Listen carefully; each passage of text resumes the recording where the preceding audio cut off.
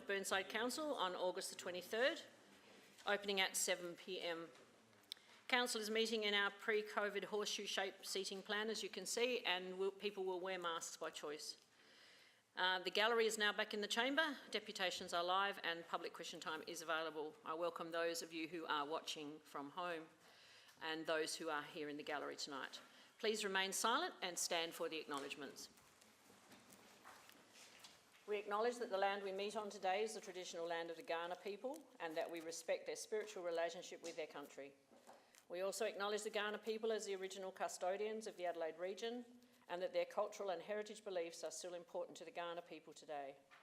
We also pay respect to the cultural authority of Aboriginal people visiting and attending from other areas of Australia and South Australia.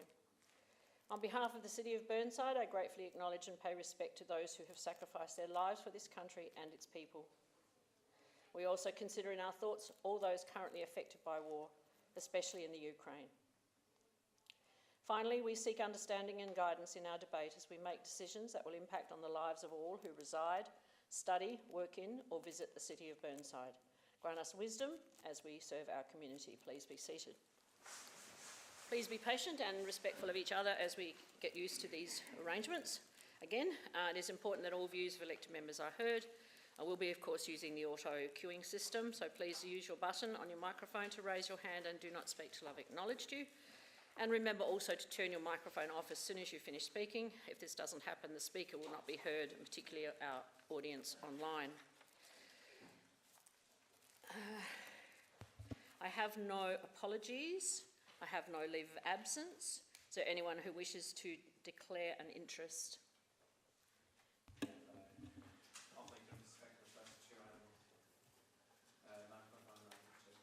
Thank you, and I will also be declaring one for item 2.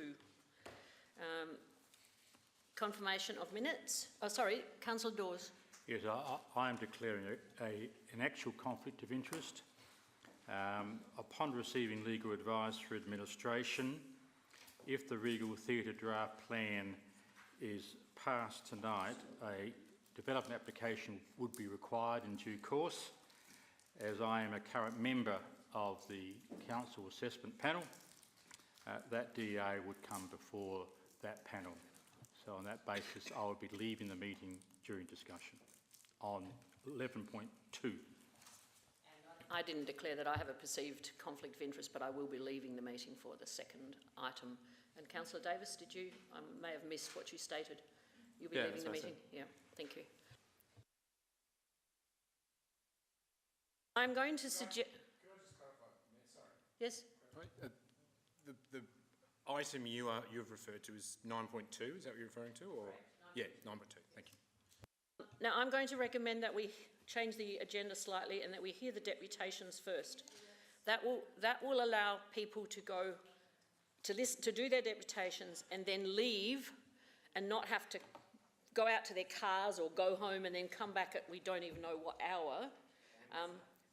And then we can debate later and they can either come back if they choose to, but they can watch it online. So I'm going to suggest that we do that because we don't know how long we're going to be on items 9.1 and 9.2. Councillor Piggott? I'm happy to move to that effect. Oh, yeah. All right, you move that way. And seconded by Councillor Davey. All those in favour? Against? Carried. All right, missed the confirmation of minutes, so I just go back one. Councillor Piggott. There was one minor change, I believe, that's been made already. And okay, and you're seconding, Councillor Turnbull. All right, all those in favour? Against? Carried. We will call now upon the public presentations, and the first one we have is from Vicky Clement. Is Vicky here? Vicky, if you'd like to come to the centre table there. And you haven't done a deputation before, so I'll just explain the procedure. Please have a seat, make yourself comfortable, and Helen will turn the mic on for you. Just when you're speaking and then you can switch.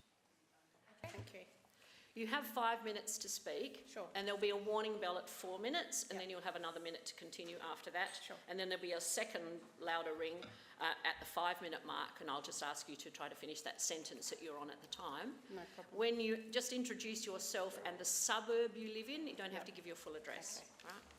Sure. And the timing will start when you start to speak. Okay. Good evening, my name is Vicky, and thank you for giving me the opportunity to speak tonight. I'm here to speak on the proposed development of the Regent Cinema precinct. My family and I have lived on May Terrace for 20 years, and during that time we have seen the neighbourhood change and grow. When we first moved to May Terrace, the Regal Theatre was called the Chelsea Cinema and was run by the Wallace Cinema Group. We understood that moving so close to a cinema would mean our street would often be busy and noisy. But as the precinct has progressively ramped up its development, with the OTR, hula hoop and the upgrade of the theatre, the congestion, noise, bad behaviour and rubbish has also ramped up. Here are some of our experiences.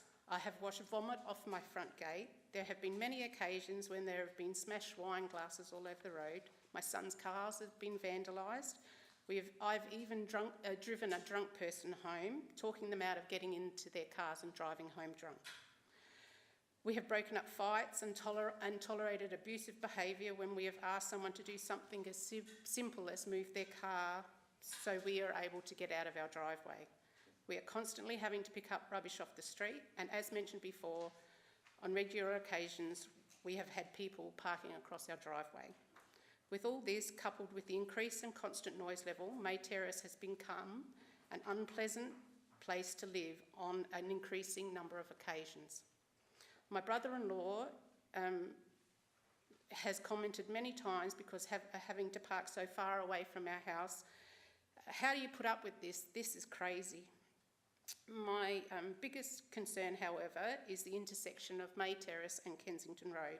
This area is already as tricky as it is, and due to the fact the road changes from 2 lanes to 1, add this to the cars entering and leaving on the run and buses idling while the drivers have their breaks. Should this intersection encounter an increased flow of traffic, I can only imagine the likelihood of an accident occurring would also increase.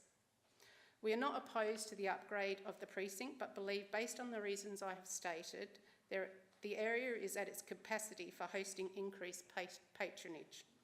As such, there should be further research and consultation with those directly affected so we can work effectively without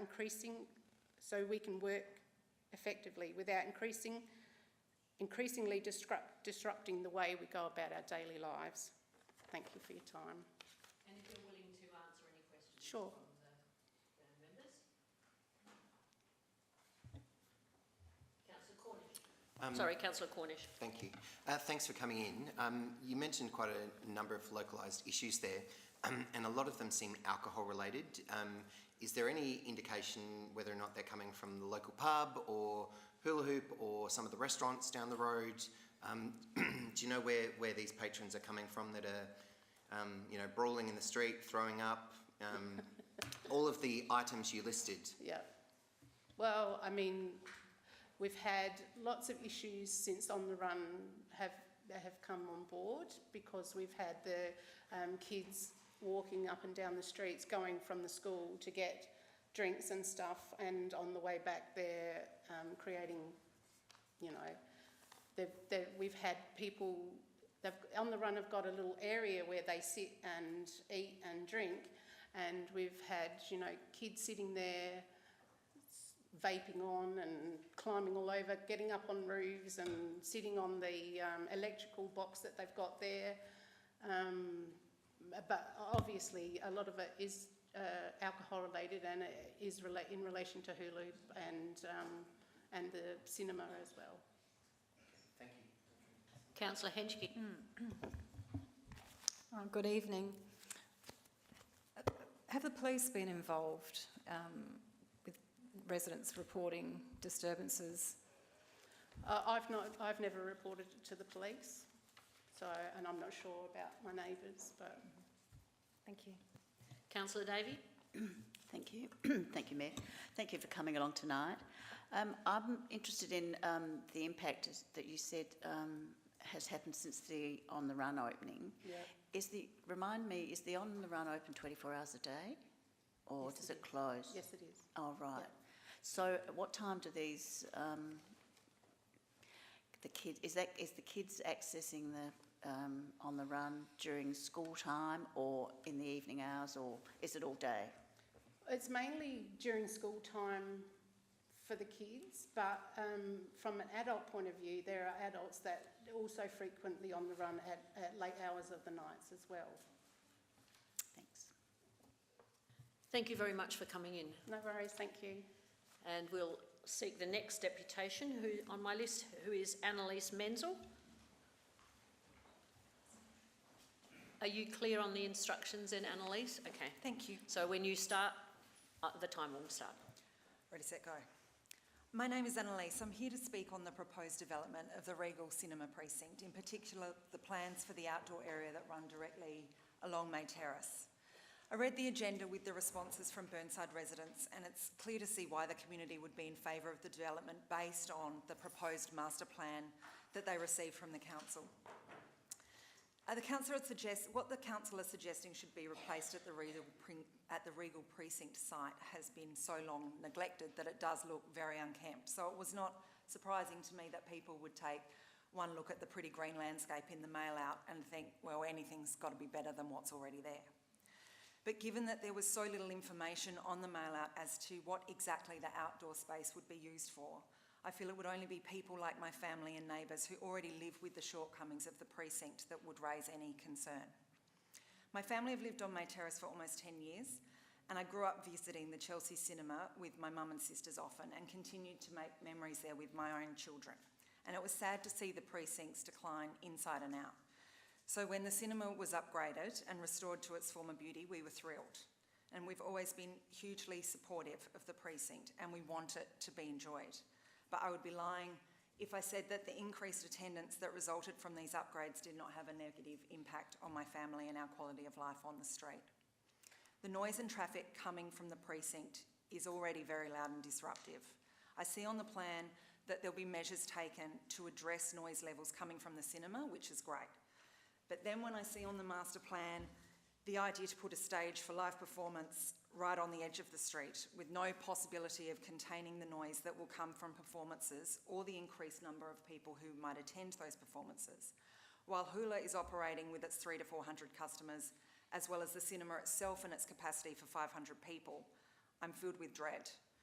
Councillor Pigott said at the meeting on the 28th that he would really worry about an outdoor stage if he lived on May Terrace, and I couldn't agree with him more.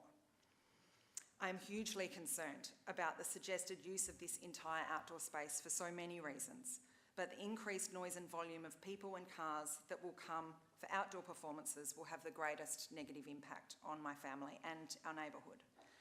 And what I find to be equally concerning is not only the negative impact when the site is in use, but I worry about what will become of the space in the middle of the night when patrons and performances have finally packed up and gone, and a dark open area with public toilets in the middle of a residential area is free for anyone to come and just hang out. The precinct car park is already a hotspot for people to park, blast their music, take drugs and drink alcohol. We know this because we not only hear it at 2 o'clock in the morning, but evidence is always left behind, like nitrous canisters, plastic baggies, broken bottles smashed on the bitumen. The outdoor alfresco dining area at the OTR across from the Regal has already become a regular meeting spot for kids to loiter. I drove past there to see 3 of them sitting on the roof the other day, tipping whatever they were drinking on their mates below. And there's constantly napkins, cigarette packets and empty slushy cups strewn all over the area. And I don't think there'll be much to stop this kind of activity from continuing across the road at the Regal if there's an open yet isolated space with toilets and an empty stage free for them to take the party to. I feel that the car park and areas surrounding are already pushed to maximum and detrimental capacity with the increased patronage as the Regal and Hula operate side by side. I have huge concerns about how possible it even is to increase the use of space to now incorporate a third entertaining area that will invite so many more people and noise at the same time. We already, every week, have cars parked so closely surrounding our driveway that it is difficult and dangerous to get in and out. We've had to park on Alpha Street and walk home when someone parked over our driveway for an entire weekend, and there was nowhere close to park on our own street. Friends have had their cars scraped with another driver as they struggled to pass one another as the street was so narrowed with cars on either side. I would urge the council to consider rolling out the development of the site in stages, so it can be assessed once the cinema has been expanded, if a third outdoor function space could be accommodated here, given how untenable the situation already is. Mayor Monso, I am pleading with you to not block out the residents who are so greatly affected by the ever-changing developments to this end of the street from this planning process.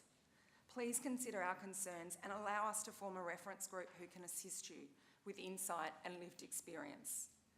We don't want to see this opportunity for improvement go to waste by doubling down on real and existing failings that already affect us so negatively. As residents, we want the same outcome as you do, to make this precinct a successful and beloved asset of Burnside for years to come. Thank you. Thank you very much. Questions? Councillor Davey. Oh, sorry. I'm out. I know it's a bit nerve-wracking. Sorry. Thank you for coming along tonight. And thank you for outlining your concerns, most of which I had no idea of the extent of. In terms of your raising the issue of a reference group, how do you see that working, and how would you feel that that would help the administration to manage the upgrade? Well, I think, back with the original consultation, and there was one, and I understand COVID sort of, missed out. There was no opportunity for any further conversation after that, and that was really just a throwing, some brainstorming and ideas and things. I think we can offer a really real perspective of what actually happens every day on the street as to what problems can be alleviated by new development and what problems will be exacerbated by new development that can help it be a sustainable and long-running successful feature in Burnside that doesn't provide more issues than are already there or make things worse than they already are. We want it to be better, and we would love to be a part of that because we can offer a perspective that people here might not have. I don't know if anyone's been on a weekend and seen what it's like, for example, but we can certainly demonstrate and discuss and help you guys to plan it to be the best it can be. Councillor Cornish. Thanks for coming in. You mentioned about stages in the, rolling it out in stages. So can I get clarification? I suppose it's the outdoor bit that is the most scary, the extension of the actual Regal to have a stage, to be able to host different sort of events. You would prefer that to be stage one. Is that how I took your understanding, to actually expand the actual cinema itself, that building, yes, but not do the outdoor entertaining section until a later stage? Is that what you were suggesting, that you've got no issue with the cinema expanding at this stage? No, I mean, I think I still worry about traffic, with the new plan that there'd only be one exit onto Uxbridge Street with the expansion of the back. But I think in theory, I understand what you guys are trying to do, and I think it's a beautiful building that could be upgraded and be really successful in doing that, and that is what I mean by stages. If it could be that is something that's done first, because obviously the live events that have been held there have been affected by COVID and not that many, and I understand that you want to increase that quite a lot, the frequency of those live events. So I think it would be wonderful if it could be done in stages like that, and they could see what the impact, how sustainable the area is to support more frequent events, more large events. When things are running, when hula hoop's running as well, obviously there's going to be really peak times, there already are. So I get that.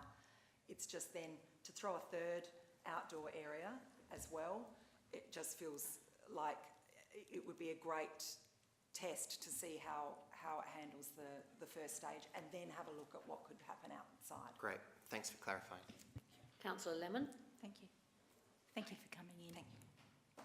With your observation, do do you see that most of the issues are either from the cinema patrons, or are they from the large events that Hula Hoop have? Well, I mean, I wouldn't have, sometimes there's both. You know, we can hear it inside the cinema. So I think it doesn't even necessarily need to be large events. You know, if there's a whole lot of people, we see people all coming in for the movies, and then when they're coming out, hula patrons might be coming in. It's just, you know, I wouldn't be able to tell if it was just hula or just the cinema events. But I know when the cinema has got big stuff on, then it's obviously at peak, busy time. Yeah. Thanks. Thank you very much for coming in. Thank you. And I've already moved on. You might like to ask your question to the next person. The next deputation is from Mr. Habinder Roberts. Sorry, Ms. Sorry, I'm just reading from what I've been given. So thank you for coming in. That's right. Well, like the others, I'm here to make comments about the Regent Theatre draft plan. When I first saw it in my letterbox and opened it up and saw the green, I thought, great, something's happening, and I was almost ready just to tick off on it without really looking at it. But then I thought I'd better read this, and my teenage daughters, who are very much into this, read it thoroughly as well. I'd like to address the two concerns in particular that Uxbridge Street residents have with this plan. I've spoken with some of my neighbours as well. The first is the proposed pedestrian crossing. I live, just for reference, at the southern end of Uxbridge Street, very close to the cinema. My husband and I bought our home in Uxbridge Street 16 years ago. We chose this street as it was quiet. We had a baby and a toddler then, and now a dog, so wanted to be safe if they were to run outside. I had two stepsons as well who attended Pembroke, so it was a very easy, safe walk for them back to our place. Uxbridge Street is a quiet residential street. When cars are parked on both sides of the street, only one car can be driven down the space in the middle. The street is utilised by local traffic as there's a T-junction at the northern end with Park Road. At the southern end, cars can turn only left onto Kensington Road due to the concrete barrier in the middle of the road. There's very little traffic on this street other than when an event is on at the Regal Theatre and possibly Hula Hoop. Speeds are low. I've never seen anyone really hooning up the street. Parking has become a lot harder to get on-street parking if there's an event on. If there isn't an event on, it's really quite easy to get on-street car parks. The reason that we're objecting to the pedestrian crossing, it's just an eyesore. It's unnecessary. It's an overkill. The street itself is lined with heritage gums on one side, and it has a view of the Constable Hyde Memorial Garden looking south, so it is quite a scenic, attractive sort of street. The crossing would give the southern end of the road a cluttered commercial precinct sort of look, which is not desirable for a residential neighbourhood. There's street lights above it, which at night, instead of having this nice sort of aesthetic sort of look of a street where it's all sort of nice and even with your nice trees, it's got this strip right in the middle there with the street lights on it. Yeah, and it's just not necessary. I've driven down our street many times before and after, during an event at the theatre, and I've not noticed anyone having any difficulty crossing the road, or for that matter, many people even crossing the road. At the location where the crossing is proposed, drivers have either just turned the corner from Kensington Road heading north, and they're yet to gain any speed. They're just, doing 10 kilometres an hour. Or drivers are slowing down as they approach Kensington Road. Pedestrians are easily visible on either side of the road. I've spoken with my parents who are aged in their 80s, and my father has molecular degeneration and walks slowly. They visit us. I've asked them their thoughts on using a pedestrian crossing, should there be one available for them, and they've stated that they wouldn't use it. They're not going to go out of their way to walk down to the crossing because the road is so safe. They will just cross as everybody else does. It's a narrow road. So other than the pedestrian crossing, the other issue that we have is the entrance and exit into the car park. Currently, you can enter and exit on both sides of the car park. From the plan, it appears that Uxbridge Street residents will no longer be able to enter the car park. which is an issue for us because we cannot turn right onto Kensington Road from our street. So we make use of the Regal car park to drive through to May Terrace where we can turn right. So if we can't use that route, it'll force drivers to go north to Park Road. Then we have the option of either turning right and then turning right again onto May Terrace, then driving the 300 metres back down. Or we can do the same with Shipsters Road. On weekday mornings, Park Road is already very busy with Marrickville Primary and Pembroke students walking and being driven to school, as well as the morning rush hour, so this will only create more congestion, as well as increasing travel times for us. Meanwhile, the theatre car park and the southern end of Uxbridge Street, it'll be dead quiet. The car park will be empty. I'm sure that there will be residents who will be illegally using that route because it is just going to increase time for us, as well as the nuisance of Park Road in the morning is so busy, just trying to turn right and then trying to turn right again to get back down to a route where you'd ordinarily just go through so easily. It's just an absolute nuisance. I just can't see too many people taking that route. With the cottage, I think the cottage is great. It fits it well with the May Terrace streetscape, and I think the Burnside Council needs to set an example in preserving and utilising existing character buildings rather than demolishing them with something sort of pretty bland. There are other theatres in Adelaide too that are purpose-built for live performances, and we see a lot of theatre. I was in Melbourne on the weekend at the Palais Theatre in Melbourne, which is an Art Deco cinema, which is used a lot for live venues. Big difference between that and the Regal cinema is that is in an entertainment precinct. This is a residential precinct. And so, it is going to impact on us. Thank you very much. Councillors, Councillor Hedgkey, did you have a question? No. Okay. No, I don't appear to have any questions. Yes, I do. Councillor David. Thank you, Mayor. Thank you very much for coming along tonight to let us know your thoughts and concerns. So it's very useful to have you let us know. Thank you. Thank you. Thank you very much. All right.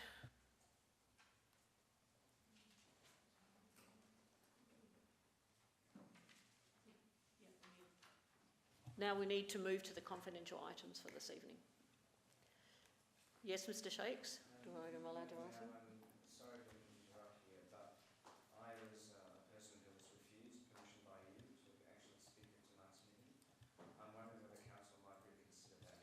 And I guarantee that I will not speak for 5 minutes. And on other matters other than what you talked about last time? Yes. What I would like to focus on would be our proposal for there to be a consultative group. You did actually talk about that last time. Anyway, it is up to the council. You have to understand, Ms Menzel, that I don't have the say. It is the council that has the say. I only have the say if there is an equal number, and there is no equal number here tonight. I will have no say. You need to understand the powers of the mayor are very, very limited, all right? In the case, casting vote only, okay? So it is now actually up to the council to determine whether or not you wish to hear Mr Shakes. You've moved? So moving. Okay. Do I have a seconder? Failing there to be a seconder, then we move on. Sorry. Councillor Henschke, you are seconding. Yep, thank you. So, those to the vote. Those in favour? Sorry, those in favour? Those against? Then the motion is lost. Then we move on to our confidential items. And that means we have to, in order to move into confidential mode, to that next section, so you should have plenty of time to get home and log into the council website. Thanks a lot. Thank you. Thanks for coming.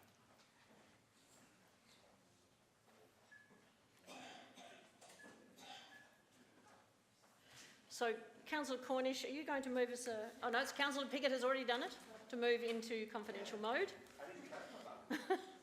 Yes, That's what you're doing? I'm happy to, yes, Okay. move to go into confidence. And I need a seconder, Councillor Turnbull, right? All those in favour of moving into confidence, right?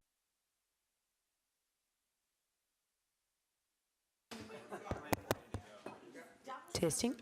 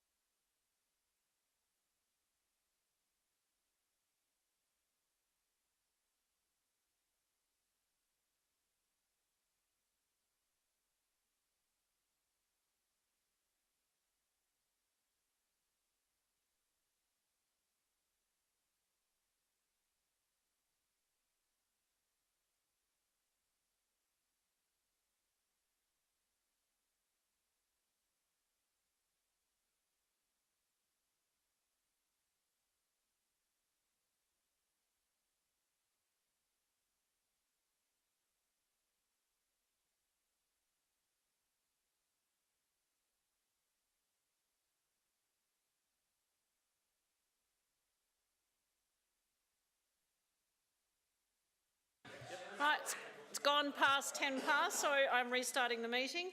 Please do. And I need to go through the reports. No, we've got, oh yes, Tramina right, Tramina way, we don't have Councillor Piggott. I feel like moving on. Here he comes. It's your motion we're waiting on, and we're 2 minutes late starting.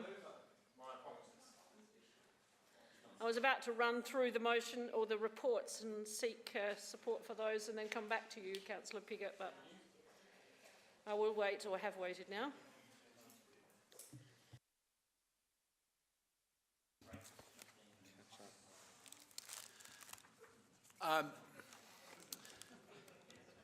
Look, I seek your support on this motion. Yes, that's where we're going. It's me. Yep, thank you.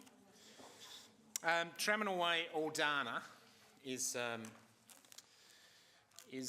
fairly steep street in Aldana. Not the only steep street in Aldana. I guess you're familiar with it. It has been it does, if you go up there, it is a street that has a rather checkered series of footpaths or no footpaths. It also has at the moment quite a difficult lighting situation.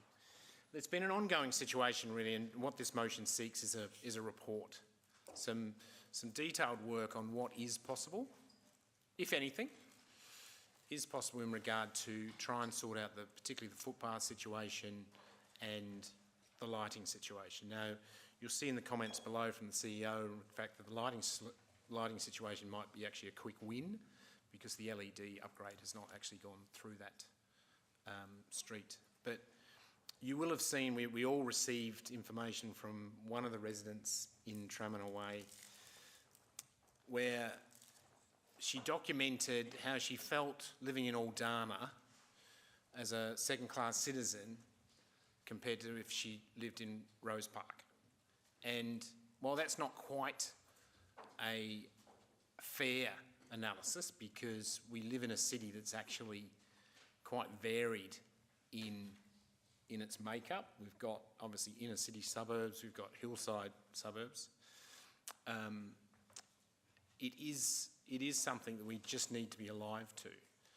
And what this asks for is some work to be done ahead of next budget so that the next council can actually consider what comes out of it and whether there's anything that can be done to actually improve the lives of people in Tramina Way. It doesn't ask for anything cost-wise. It's a report done internally.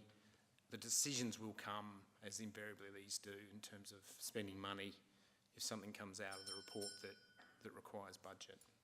So I'm seeking your support to get a administration report in regard to what is possible to actually to improve the lives of the people in Tramina Way, Aldana. Thank you. Councillor Hubel, you wish to second? Thank you, Your Worship. Yes, I do. And Nina Marnie, I greet you all this evening. Look, I will speak to this now. I think this is a good motion on notice. I think that, active transport's one of those things that, look, not all suburbs give equal opportunities to participate in active transport. And I think that's quite obvious. You live in a hilly area, it's a lot harder to walk to the shops than it is if you live on the flats. And I think with us wanting to push towards supporting the community in accessing active transport, moving away from a reliance on fossil fuels for transport, I think anything we can do to support improved footpath infrastructure is a good thing. Also noting, well, I can see this is a bit off topic, but that the City of Unley have a draft walking and cycling plan, which is incredibly impressive, and I think sends a message to the community that, hey, this is something that is remarkably important to us. Go back to the core basics of local government, roads, rates and rubbish. Well, footpaths, roads, this is core business type stuff. So I commend this motion and on Councillor Piggott's behalf seek your support. Councillor Day. Yeah, no doubt this is a bit of a nightmare stretch and incredibly difficult to actually find a solution to, just given the pitch of the road, the fact that there's driveways there. Like it's, you know, it'd be helpful for your mountain goat trying to get through some of those areas, as well as there's already established like trees that are essentially within where you would normally put a footpath on one side or the other. So it is an incredibly challenging area, and residents up there have, you know, for quite some time, and I've been up there a number of times, met with residents on site in this council term and in the last council term. It has been difficult, and I think a comprehensive report will at least potentially solve some of the issues, and I think the opportunity will be for a somewhat connected path. I don't think my present view is we won't get through the whole thing, but at least we'll have a solution to partially solve that, and potentially even widen the footpath to allow for that to happen. It is treacherous, so hopefully the report will go some ways to alleviating those concerns.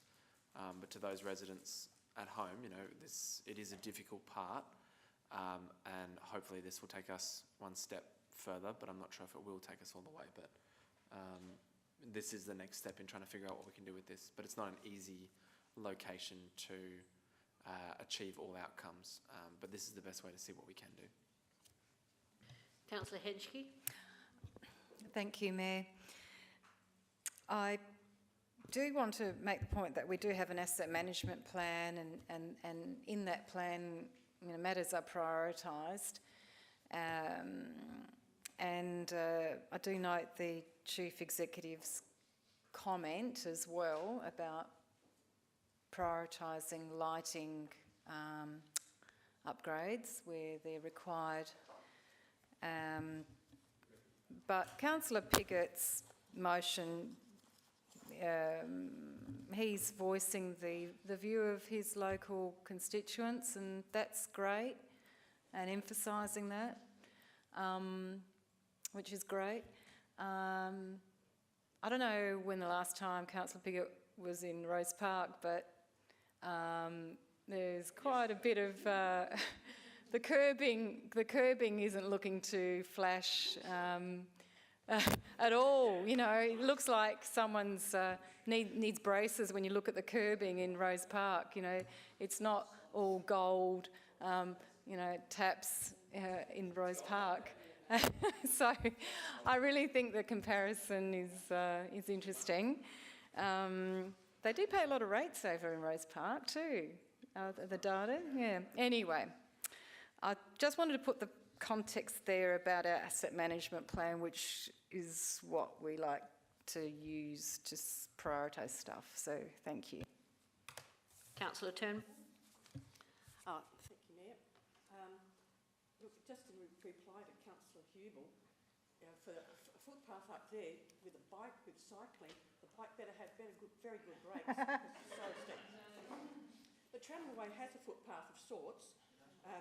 Yes, there's some bits missing, but work is scheduled for 2025, and I agree with Councillor Henschke that it should be prioritised. When it comes to works around the City of Burnside, there is a priority order.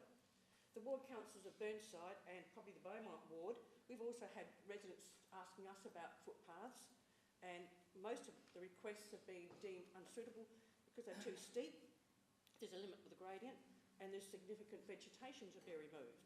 So really, if this path was high risk, it'd be different. But the safety aspect of the roads reported as low volume, low speed, good visibility. In my opinion, this footpath waits its turn, and so does the report about it. 2025, that's what it said, stick with it. Thank you.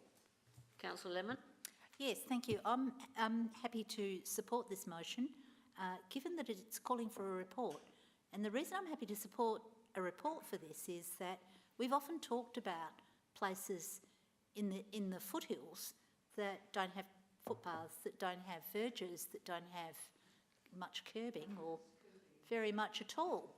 So getting a report, getting getting administration to turn its mind to a specific area gives us a benchmark report upon which they can build for the other areas that actually don't have any of that.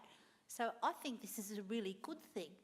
And notwithstanding an asset management plan, it's the beginnings of actually building those sorts of things into our asset management plan. Now, it may well be that administration come back, as Councillor Turnbull said, and say it's too steep, but we won't know that until we see a report. So until we actually get administration to turn its mind to it, do a bit of investigation and come back to the council with a report, those places are just always going to be too hard, and I don't know that that's good enough for the residents of Burnside. We need to start somewhere, and I think this is a good place to start, which is why I'm going to support this motion. Councillor Dawes. Yep, this is mountain goat territory, we know that. Upper Wattle Park, Stonyfell, South Burnside, the upper reaches of the Beaumont ward. Glen Osmond, yes. So there's a lot of similar issues. I went up to Traminer because I wanted to understand it, and there were steep gradients, there are large birch trees. Number 23 could have a footpath in front of it, but number 17 has a slope problem to connect with its driveway. Number 2 is a number of small verge trees in the way. So a footpath here would serve no useful purpose. Now, I did go, I'm glad that Councillor Lemmer mentioned about administration, so I did go to administration to talk about Traminer. And yeah, they do admit there are gaps in the footpath, but the point made to me was if there are no footpaths in Traminer and we received a request now to put one in, it will be deemed non-viable. And what does non-viable mean in regards to our footpath policy? It means that you need to have a part of the footpath which connects between two intersections, has sufficient width, it would not result in detrimental impact to existing street trees, etc. So, yeah, I'm just wondering, I'm worried that a report where already the administration has done this asset management plan, and it is for 2025, and I went up there to see if there was an issue, and really we haven't got a continuous path. And it should be more than just Aldana, it should be all along the foothills of the Burnside City Council. But I think Council has done it, so I'm going to end off with, can administration advise us, through Michelle, whether we have done it to this extent, where we've got all the information we need and there has been a program in place for the next 5 or 6 years. Through Madam Mayor, if I can refer that to Mr. Cant.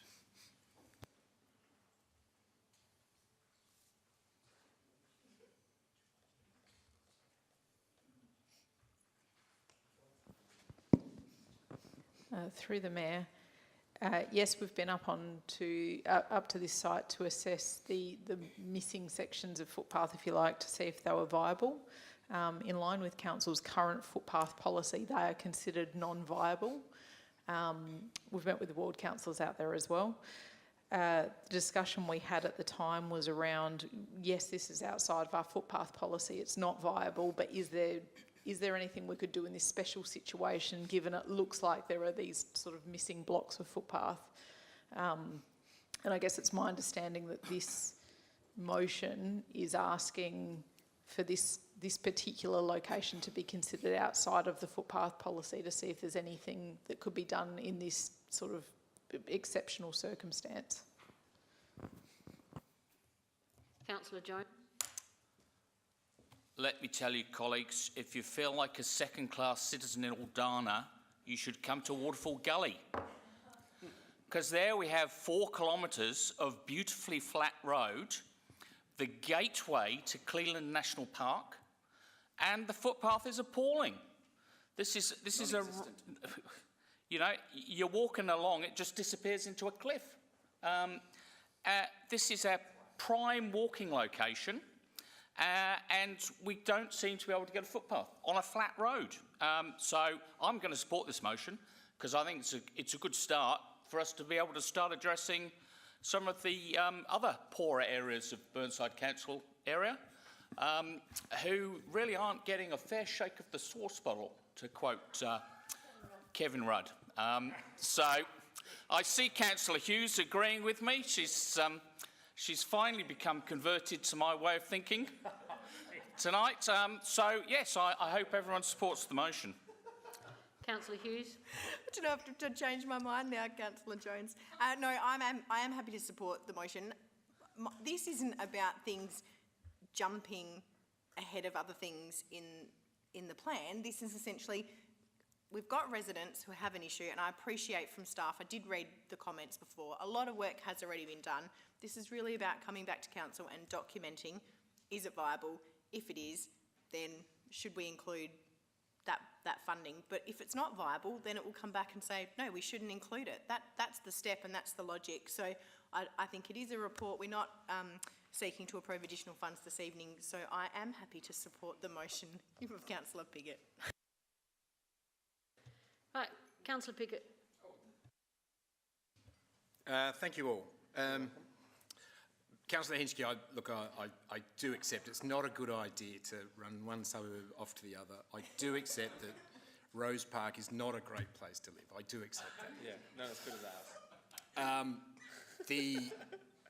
The fact is, this report is...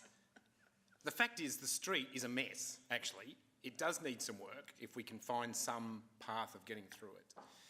And what this report will do, one of perhaps three things, I don't know. Perhaps it'll show up some things that perhaps we should look at the footpath policy, and it does have wider ramifications for fixing other streets. Second, it might come up with some clever solutions that do apply to tram and away only, and we are able to put them on. Or third, it will provide a report that has shown a lot of work going into tram and away that will show that there isn't anything we can do. But what it will do is we'll have a council report, it'll go under the review of this chamber, and it will actually give far more weight. And it's unfair, I don't have any problem with what administration has done so far, but the fact is residents don't necessarily take no for an answer. Now, if no is the answer, and this report may show that, then at least it's gone through the whole process of coming to chamber, being questioned, and that's the answer. I'm hoping not. I do think there's some clever ideas that perhaps might work there. I'm just not clever enough to have them. So hopefully the report does do that. I seek your support. Thanks. All those in favour? Those against? Motion's carried. I'm going to move through the reports, and I seek anyone who wishes to withdraw them for debate. 11.1. Councillor Lemon, you want to withdraw it? Can you put your hand... yes, press buttons, please. Councillor Davey, your name is now first up. 11.2. No, I'm on 11. Back to 11.1. Right, Councillor Lemon, 11.1. Good fingers. That's okay. You wish to debate it. You don't. No, yeah. You don't want to move it straight away. No. Okay. Thank you. Reading Theatre. Councillor Davey.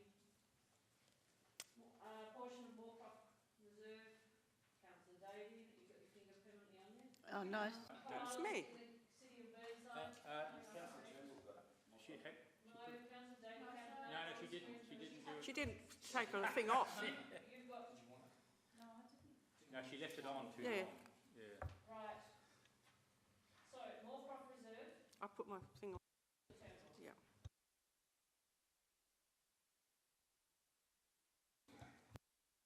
Then please, Councillor Cornish, you've moved.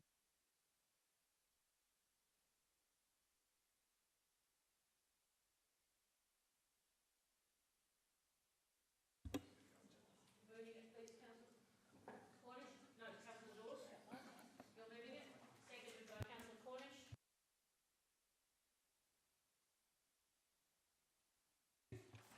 Chief Executive Officer's report.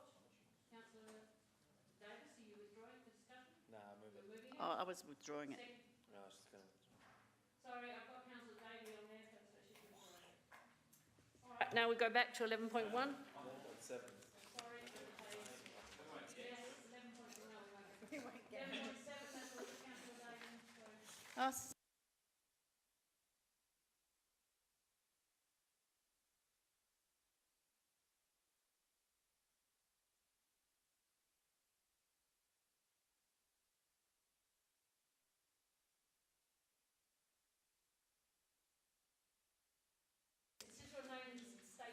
I'm happy to move as recommended.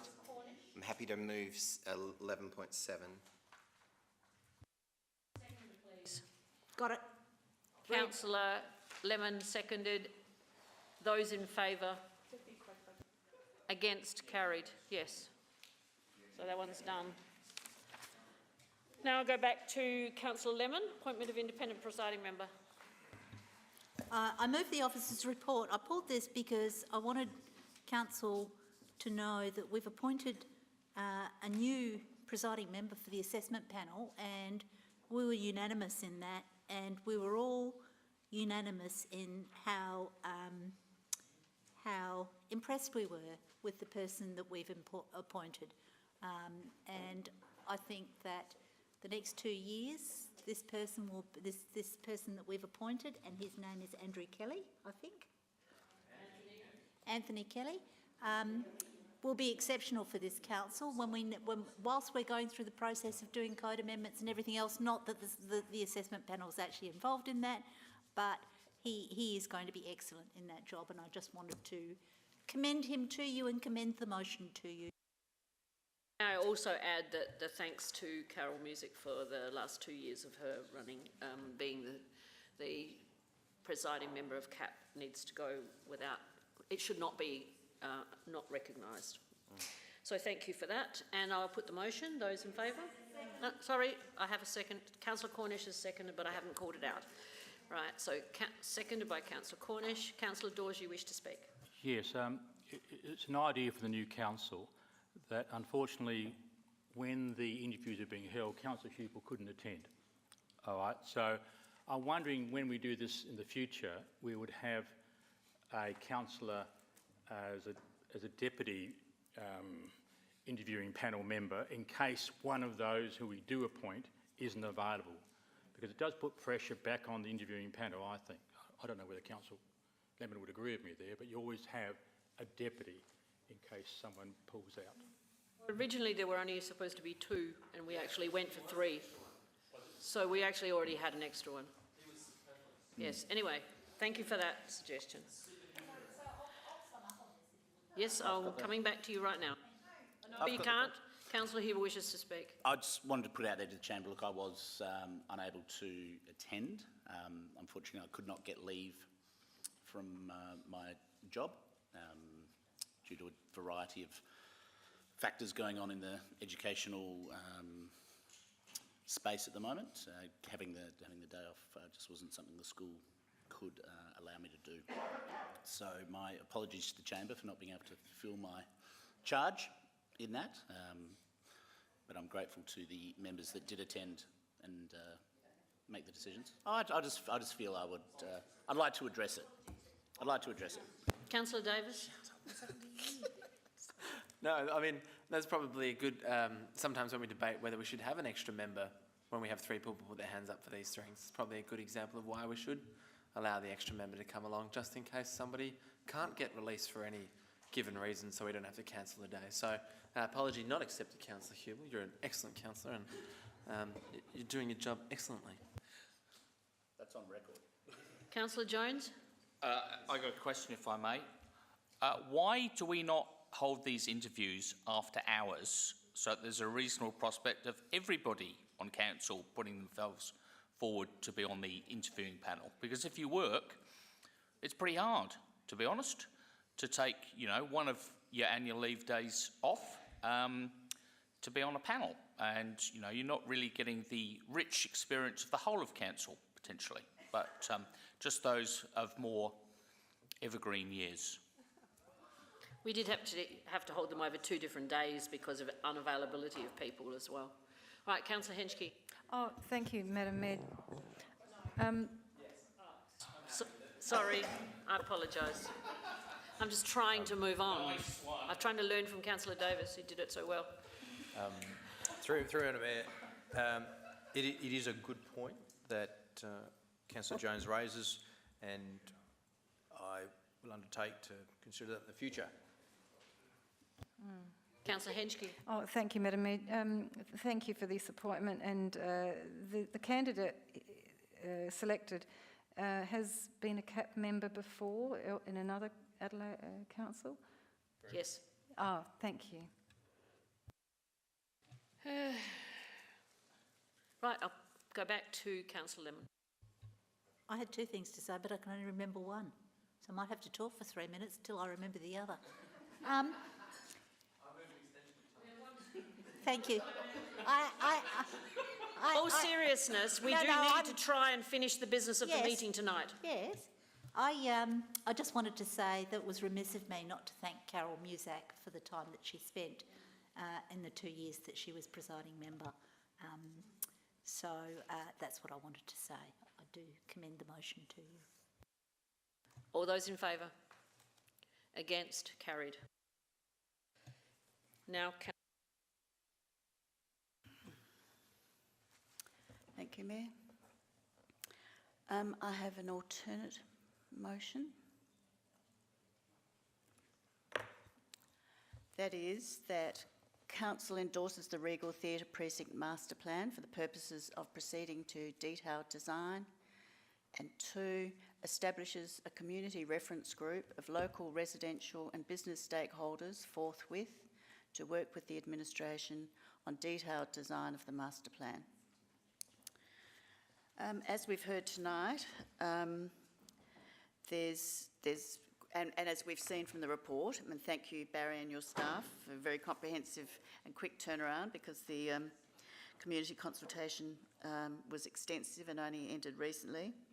There is a lot of interest from the community in improving and upgrading the theatre and its site.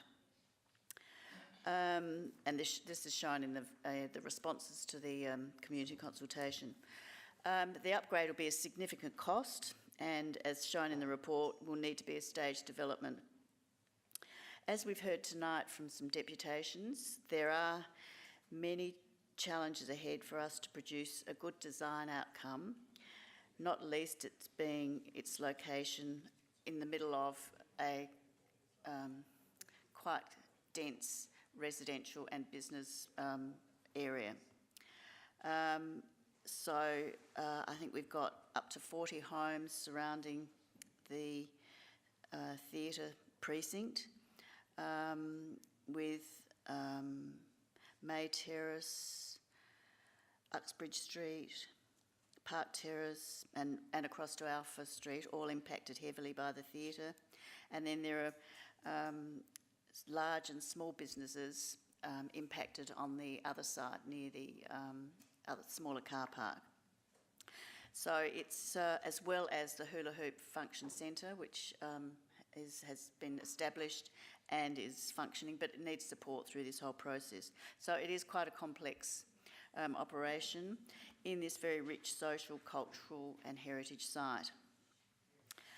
I think due to the extensive interest and the interest we've heard tonight, I think it would be the right thing to do, as we did with the McGill Village Master Plan, to establish a Regal Theatre Reference Master Plan Reference Group to enable interested residential and business stakeholders to participate constructively in the work and administration of developing a detailed design, and then working how this can be achieved with all the limitations of the site, both to ensure residential and business amenity is maintained, to determine appropriate and realistic parking options, how the increased traffic will be managed in the small residential streets, and how the small and large businesses can function, and how green space can best be utilised, trees maintained, and to help with the workability of the whole site, so that we end up with a design in line with the intentions that have been put up, but with bearing in mind the restrictions and capabilities of the site. There seems to be a priority for a dedicated quality cafe facility, and there also needs to be some precinct traffic planning and surveying done. I think some of this will be addressed in the Marrickville Theatre Master Plan, but there needs to be planning considered in all of this. So I ask for your support. We've made significant commitments to environmental sustainability. We must retain the trees on site. Oh, thank you. So I ask for your support for this. Thank you. Can I just point out, there was no community reference group for neither the McGill development nor the Kensington Gardens Reserve. So that was incorrect, your first statement. Anyway, Councillor Piggott. Happy to second. You happy to second? No, I'll hold it if I can, thanks. Councillor Lemon? I'm sorry, Councillor Hughes. I just wish to ask a question. It may be something that we may need to seek clarification from Councillor Davey or perhaps the administration. In terms of that reference group, would that be open, like, is that open to the wider community? I know it talks about local residents, but could it also be something that, like, the Historical Society could also have a member? I guess, how would we make that group up, essentially? Sorry, Madam Mayor. No, go ahead. The question's been asked. Through Madam Mayor, to be fair, I think it adds another layer of complexity, which is going to complicate delivery of the project. Absolutely. Before we can put it in place, we're going to have to do another body of work to come back to council to ask them what the parameters are, because I can tell you now, we'll get it wrong. Councillor Lemon? Yes, I've got two questions, if I may. The first is, once the detailed drawings have been made, was there an intention to go back to community consultation with them? Through Madam Mayor, I want to just get some clarification from Mr. Kent.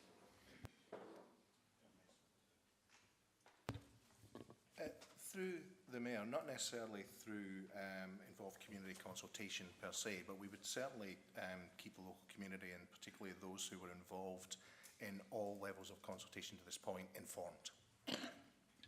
Can I just follow up with a subsequent question? It expands your question, Councillor Lemon. Does, perhaps I've misread, the $100,000 that's been allocated for further design, is that for the building specifically or for the whole area? Through the Mayor, we anticipate that, and that's just an estimate at this stage. Obviously, we have to go through the tender process. We estimate that to develop the entire detailed design for the entire precinct. Oh, for the whole site? That's correct. Okay. Thank you. I just wanted to clarify that. Sorry, Councillor. So my second question is, clearly this is going to come before DAP. CAP. I'm an old-fashioned girl. So any resident, no matter reference group notwithstanding, any resident is able to make a deputation when it comes before the assessment panel. I just need to clarify with Mr. Cooper whether the word any resident is correct, that's all. Through the Mayor, yes, if they are to, if they make representations, then yes, absolutely, that will be part of the CAP process, yep. And that's the final plan? The final plan? That's correct. Councillor Hubel. Yes, a question for administration. Would administration facilitate, well not facilitate, but consider community input that has been gathered to date as part of establishing this detailed design? Through Madam Mayor, thank you for the question. Absolutely. Whilst we've had the survey results, which, as the report said, showed 70-odd% in favour, we do also take on board the negative feedback to understand whether we are able to make some accommodations in the plan. So it is a fair assessment to say that we'll take all that feedback on board in the development of the final plan. Councillor Henschke. A question, Madam Mayor, for the administration. The item 2 refers to the detailed design of the master plan. So if the reference group has some strong feedback about changes at a conceptual level, which could be regarded as detail, is there scope for them to influence this master plan? Because it depends on your definition of what's concept and what's detailed. I just wanted to clarify. Yeah, like the detailed can be what colour the walls are going to be, not the walls are going to be painted or not, if you know what I mean. So I just wanted to give the community a bit more scope. just wanted you to clarify. For example, they're talking about the car park and entry and exit points. Tonight we heard that. And the other one was mentioned about the cottage, about the stage, etc., etc. You know, is it staged, the whole thing staged? You know, so we focus on the actual cinema repairs and upgrades, and then later on the outdoor sort of part of the project. So I'm just not clear for the community. Thanks.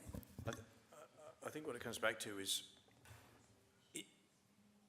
to my mind, it makes a mockery of a consultation process. We've engaged 600 odd members of our community and asked them to give feedback on our master plan, which is designed to be a high-level document, and then essentially throw that out and then say we're going to be guided by a handful of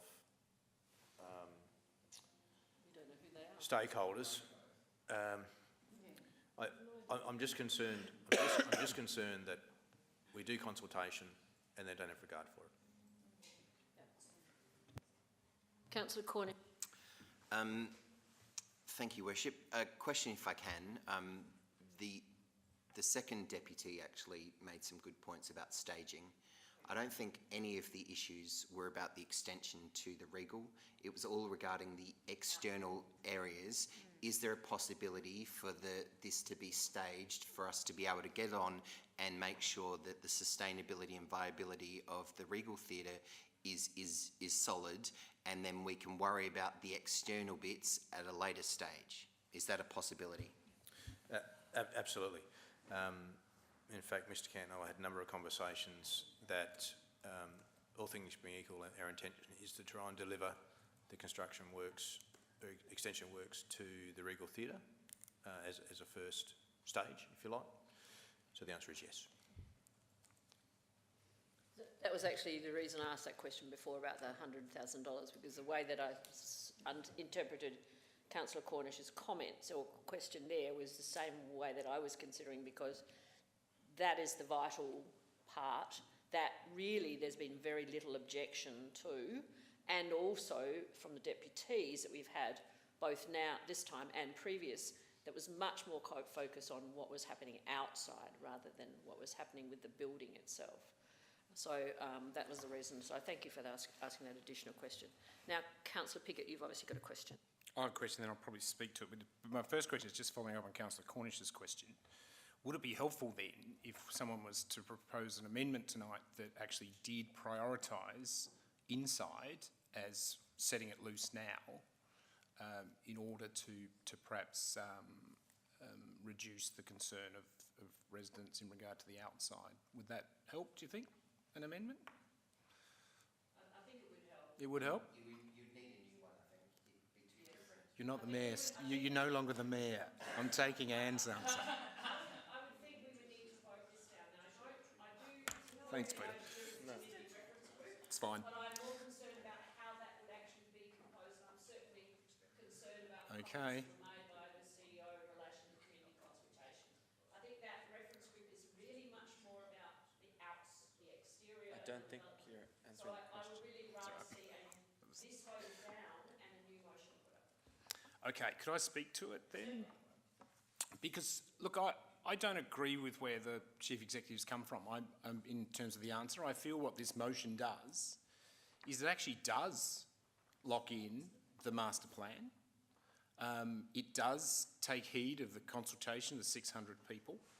So it does commit this council to pursuing the master plan. Now, we all know master plans, they don't necessarily quite land down the track quite where they started, but we are committing that this master plan's going forward, let's get on with it.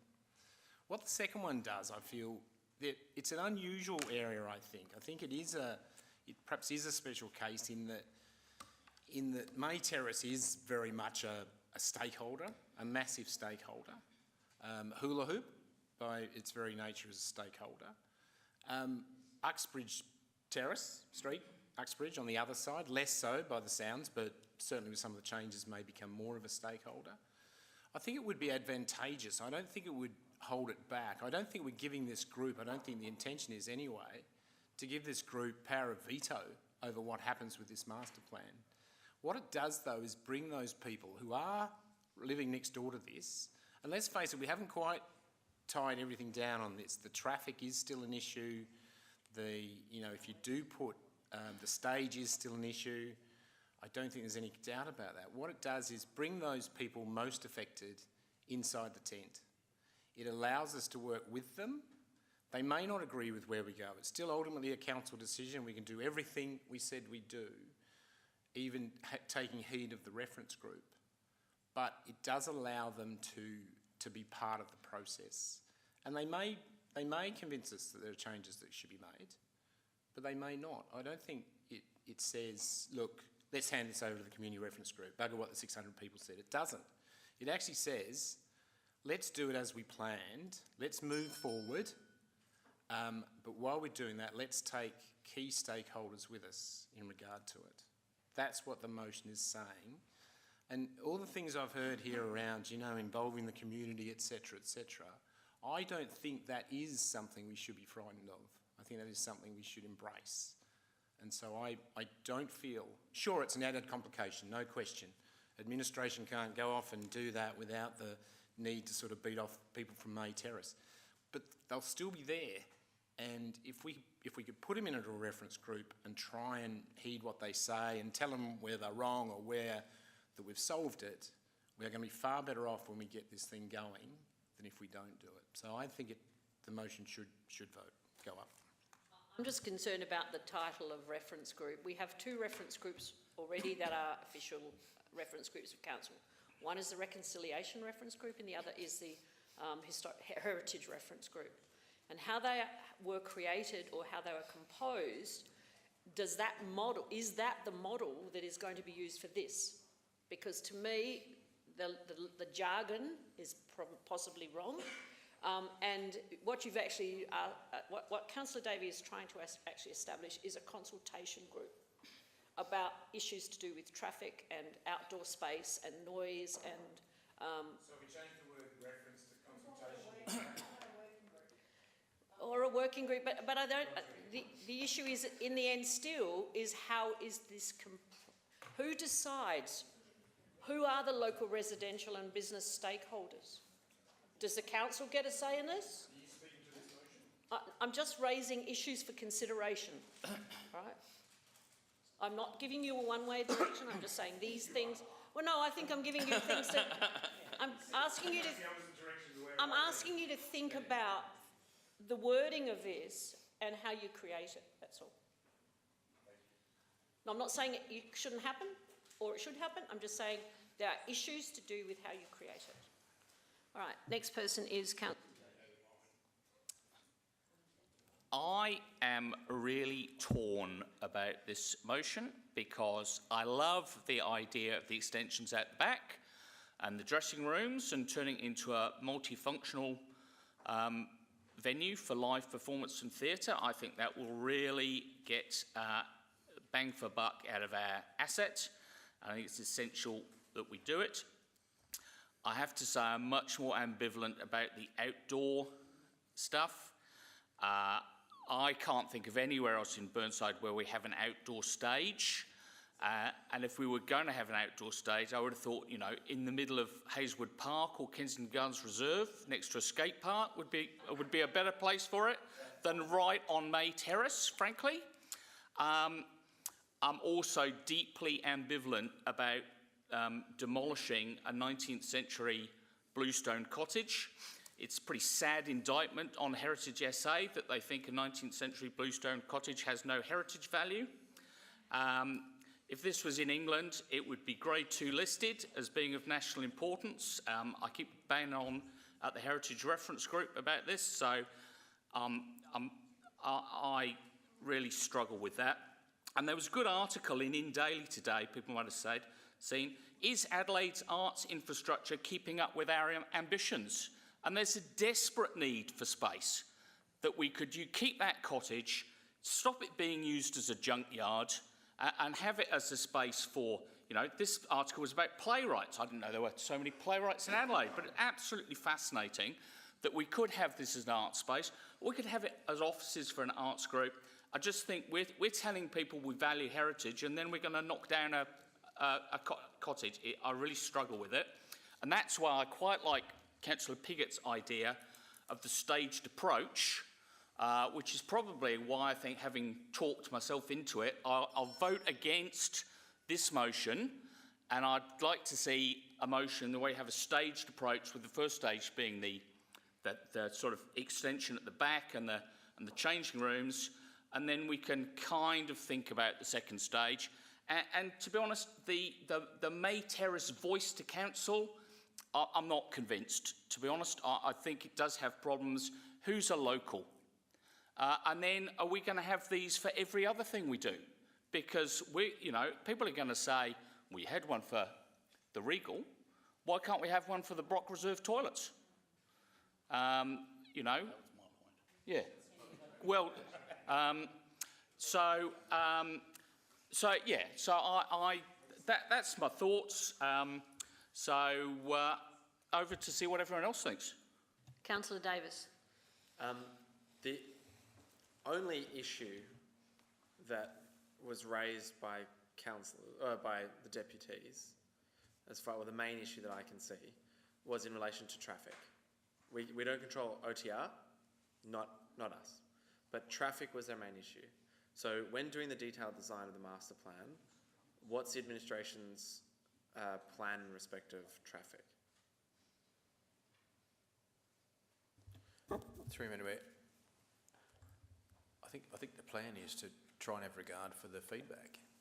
Of course we're going to take it on board. I don't know if Mr. Cant's got any thoughts he wants to add in there. Through the Mayor, absolutely. We've heard some of the comments tonight, but you'll also recall that Council has approved to proceed with the development of the Marriotville Village Master Plan in conjunction with Norwood, Payneham, St Peters. That will look at a holistic and regional consideration of all traffic management throughout that precinct, and it will obviously be developed in conjunction with the Regal Master Plan should it get up, and we will ensure that we resolve and look at traffic and parking solutions regionally, as opposed to just what we can manage on this site specifically for the Regal. So we'll do both at the same time. Okay. And then the second thing in relation, follow-up question, in relation to the CEO, you said that you would bring back a report talking about the reference group in terms of who's on it, how it's constructed, terms of reference, all that kind of stuff, for council then to decide what will happen. Is that, have I got that right? Is that, how would you interpret what the reference group is, what powers they have? How are you going to choose who's on it?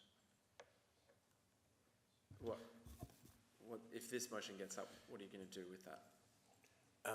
Through Madam Mayor, I may have been slightly a bit flippant a bit earlier, but I am serious that I do feel I have to come back to council with perhaps a draft view on what that reference group would look like, because if we don't get the right people that council envisages should be on the reference group, well, it's forever doomed to fail. So I do feel like I'll have to bring something back to council for them to at least give their seal of approval to the way I'm looking to set that up. Okay. Councillor Cornish. Thank you. I won't be supporting this motion. From the deputies tonight, I heard quite a lot, and I think this kicks the can down the road too far. I do believe in a staged process. I think we should be extending the theatre itself, and we shouldn't be doing any outdoor work at this point in time. I'm very fearful of hula hoop and the impact of hula hoop at the moment on the neighbours and the amenity of them. If people are throwing up in front yards and are fighting in the streets and damaging cars as they're walking back after getting very, very liquored, that does concern me. I also want to raise with the OTR, why the hell do they have an outdoor dining area? I think that should be removed straight away. That's just attracting trouble, and I don't understand why they even have an outdoor dining area. But those activities compound this issue, and I think no one has got an issue with us extending and providing a multiple use facility there and providing viability and sustainability for the theatre in the long term. They've all think that that's fine, and I'm perfectly fine splitting this project up. Stage 1 is the actual theatre itself, stage 2 is the outside, and personally Stage 2 can sit on the back burner for 4 years for all I care, and then we can come back later and consult the community again, because I think the second deputy tonight was accurate in the fact of you need to settle in with how this new build and the additional people coming to the facility just for the theatre itself, how that's going to impact. You don't want to go and bolster up Hula Hoop and have them have more customers, as well as another entertaining area outside, compounding on the issues. So, and we've got limited seating inside the theatre, so, and we can only fit so many people per session no matter what. So I'm voting this down. I do want to see a motion, and I'm happy to try and run one for stage 1 and just not even worry about stage 2. Councillor Lemon. Thank you. I'm of two minds of this motion too, and I don't feel that this actually cracks it for me. I have difficulty with who will be in that reference group, because the thing that bothers me about this is you get what we had tonight with deputies, for instance, you had one person that was, their focus was not having a pedestrian crossing at the end of the street. I don't know that somebody with a single issue like that has a lot to offer when you've got a reference group. So I think that the people that will be on the reference group should be a consultative group rather than a reference group, because I think a reference group, you know, maybe there could be a group that meets whenever, I don't know, once or twice. That could be where you letterbox the entire street. But I have problems with that too, because I don't think that they should have veto capabilities. What we're doing is we're going to go to a master plan, and the master plan is in fact going to be done by somebody that's a professional architect and takes into account all these things. This is not the person that lives next door. These are people that are professional people that will give us drawings that are viable, drawings that can be costed. So I'm not sure how a community can fit into that in terms of what they can offer. The other thing I'd say, so that's what worries me about ordinary people being involved at millions of dollars worth of spend in a real sense. The thing that I heard tonight from the people that came and gave the deputation was they currently have an issue. They have an issue with OTR. That's not our issue. But they have an issue with drunken people down the street. That is our issue, because that clearly comes from the hula hoop, in my opinion. They also have an issue with people, with the amount of car parking. It's not just traffic, it's actually parking. That people park in front of their driveways. You know, there's a whole raft of stuff that goes on. And I actually think what I got from what they were saying was, they've got issues right now, but they're managing them. What they're worried about is what sort of issues they're going to have if there's 3 entities. So the 3 entities would be a refurbished theatre that has a greater patronage, the hula hoop continuing to actually use that green space as an event venue, and a 3rd entity that is going to use stage space they don't know how. That's what they're fearful about, is where the 3rd entity is going to be.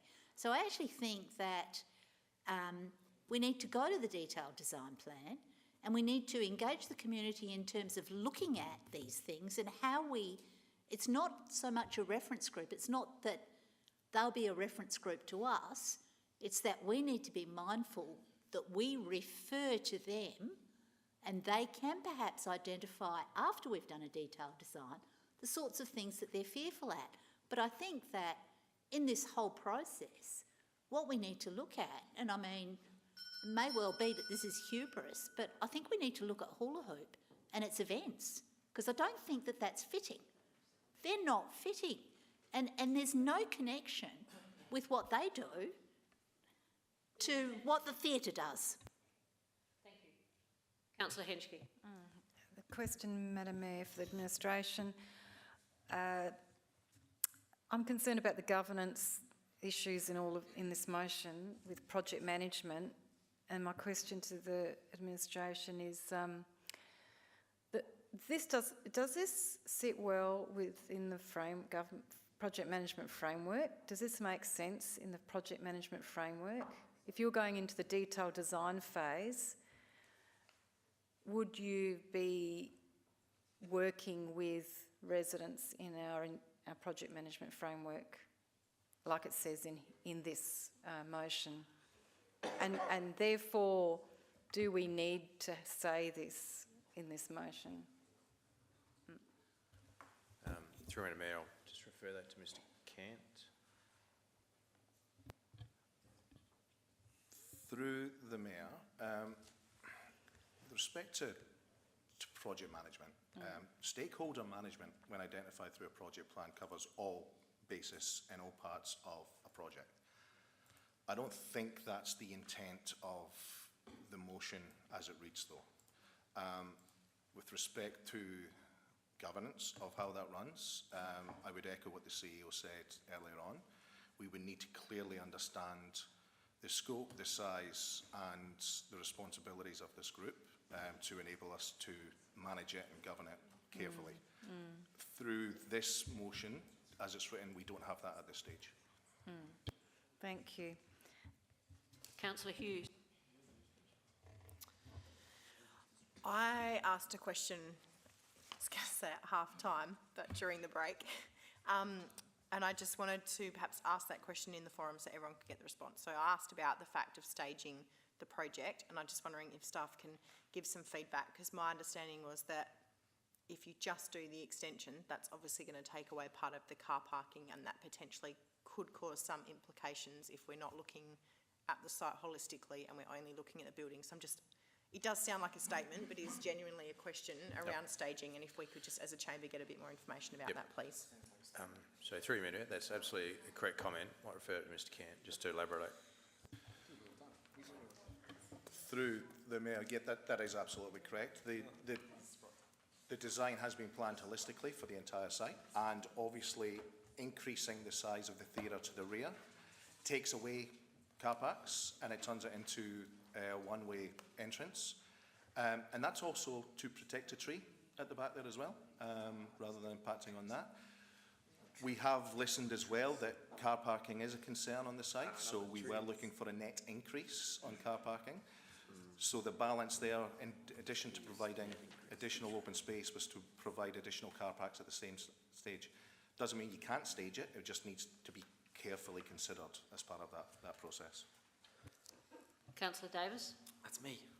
The major issue that residents had was on the run and kids there. There's not something we can deal with. On the run's there, it's staying, those kids are staying, they're going to go and get Mars bars and Coke there, and yes, they'll be a pain to local residents. I'm sorry, we fought that as a council as hard as we possibly can. This precinct has nothing to do with that. They will always be there. And what residents were talking tonight about were current issues. And some of those issues were car parking. And the current plan says, let's put in more car parking. And let's do a detailed master plan for the entire precinct to relieve those issues, right? That's the whole point of the detailed plan. Now, in respect of staging, we don't have an allocated budget yet. We're not spending any money on this apart from the detailed design. So is this going to be built next year, the year after that?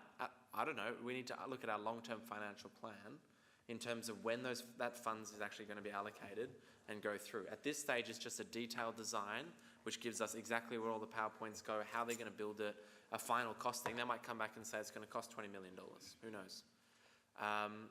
That is a discussion for a future time in terms of how we actually process this. Because you've got to remember, sometimes we do these master plans and they sit there for a period of time and we go and seek state or federal funding in respect to these projects. So the next stage is to spend $100,000 on the entire project, and then if the council wants to then break that up into stages, that's a separate matter. Car parking and traffic management is a present issue on that street. That was their issue, and the main issue is parking in front of driveways. That's the issue. This detailed master plan does that. And those are the issues that we need to understand, and that detailed master plan will go through. Now, a motion that I would support, for example, would be let's do the detailed master plan, and it will come back to this council. And I bet you those residents know exactly what it's going to say as soon as it drops when it comes back to this council. The only thing that I think we should do to engage our community more, which I think would satisfy Councillor Piggott's inquiry, is why don't we actually put that out directly for consultation once we finish that detailed master plan and get the feedback on the detailed master plan once it's gone through. Because those are the issues and we know about them, right? It's not about where this bush goes or where the stage is or where it's going to happen. That stage and the way that it is designed is going through because we have a massive support from our community. That's what's going ahead, right? No one's sitting here saying we're going to pull it. This reference group is not going to say we're going to change the design. They're going to have input into this. So I believe in our administration, they do listen to those things.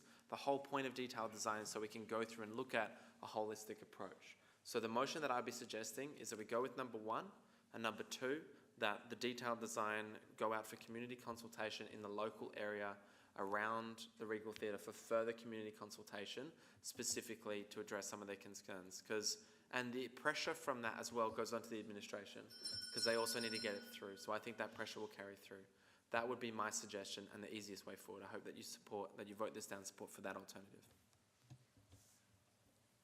Did you want to respond to that, Chris? Because you're the only name on here. Through Madam Mayor, I just wonder if Mr. Camp can let us know, in terms of the consultation, the number of residences that would be classed as local and how many, I think it was 60, and how many responded to the survey.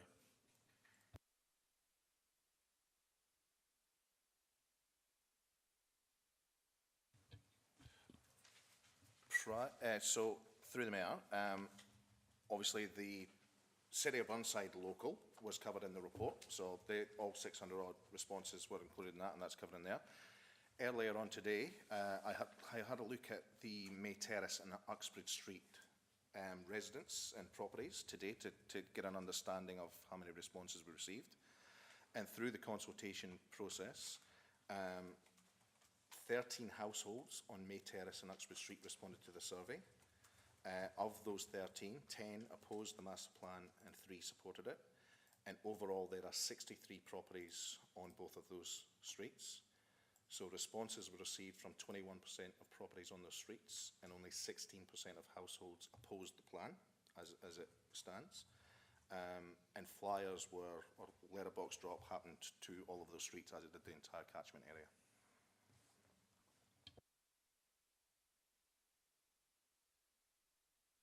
Right, well, I'm going to go back to Councillor Davey. Thank you all for your feedback and input and ideas. It's a very complex site, the Regal Theatre. No one denies that. It's a very rich social, cultural, heritage, residential and business interests must be considered when we develop the master plan and the detailed design. The only way, the way that I thought and I still think we can develop a viable design and detailed plan is to involve those who will be most directly affected, and that is the people in immediately surrounding the residential area and the business area too. There's some complex businesses, as I've outlined. My proposal is not intended to make a mockery of the consultation process.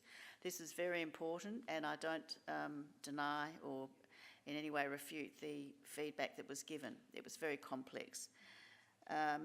But people did think that it was a great plan, but very complex. In reading the detailed feedback, it is very complex, and there's some very confusing aspects of it. But having a reference group or a consultative group, or whatever you want to call them, actually does, as one of my colleagues said tonight, brings those most affected inside the tent. That's the intent of my motion, to bring those most affected inside the tent, because they are residents and ratepayers and business operators who will be most affected.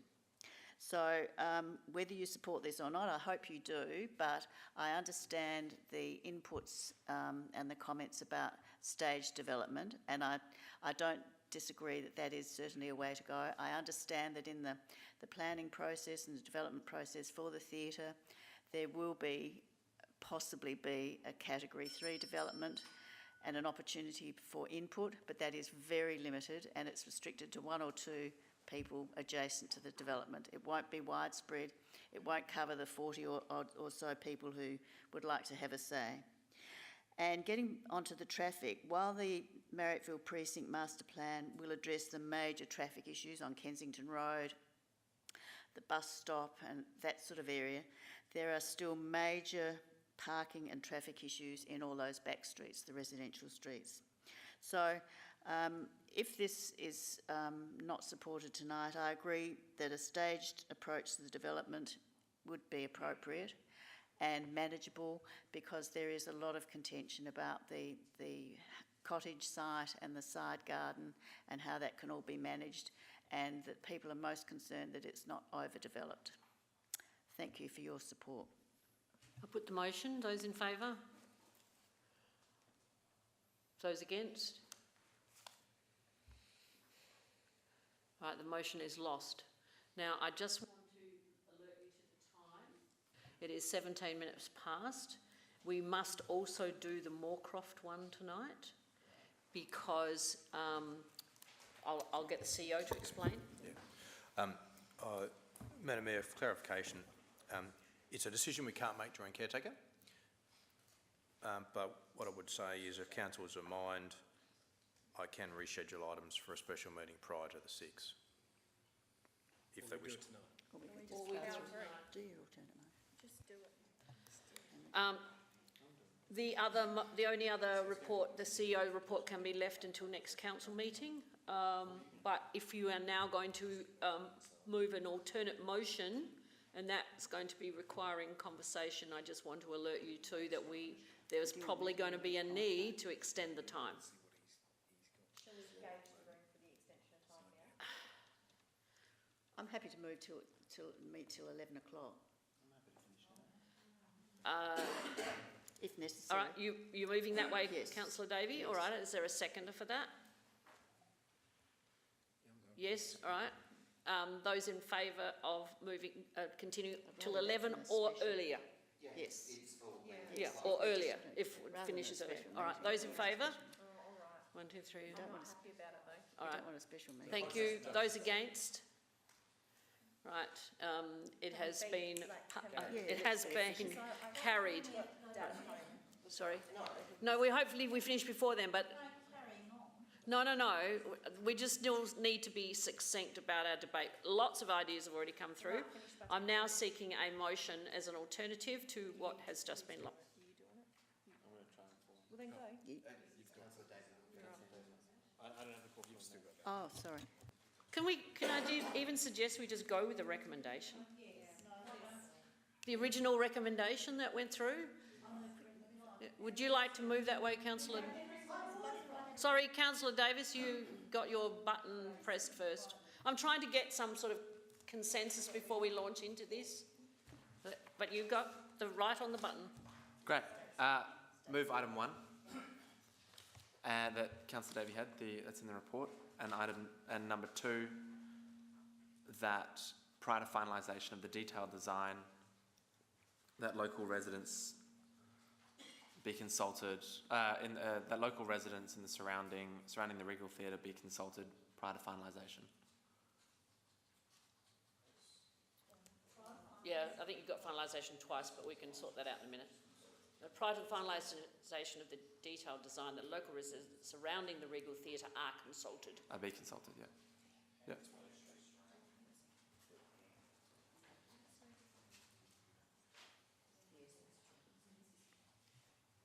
You happy with that now, Councillor Davis?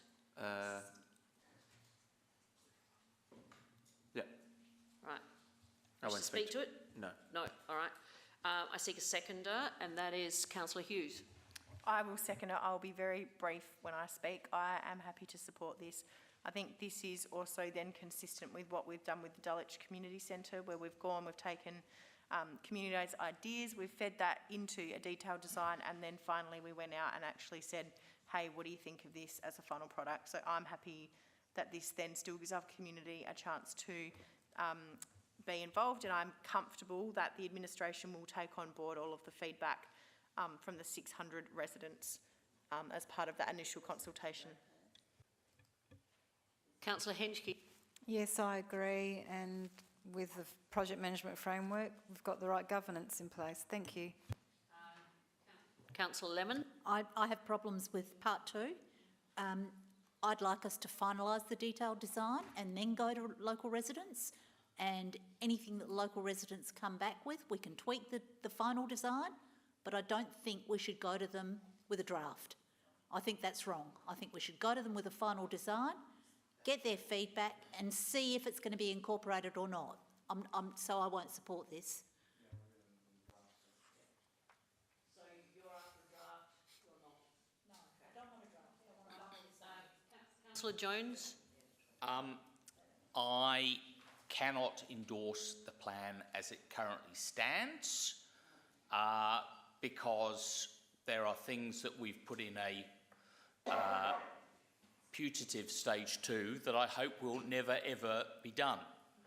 And the fact is, come December, none of us could be sitting around this table, and we will have passed a motion that 13 entirely different people might come along and say, they endorsed the plan, let's go for it. Hey, outdoor stage, AC/DC tribute band every Friday night on May Terrace, fantastic. I just think it's a bad idea to pass this motion as it stands. And if it was not back, I would propose an alternative motion to bring the staging back, frankly, but I can't support it as it. There's no budget for it. What's staging? There's no money. All right. Well, so. Is there anyone? I have no one on the screen, therefore I am going back to the move of the motion.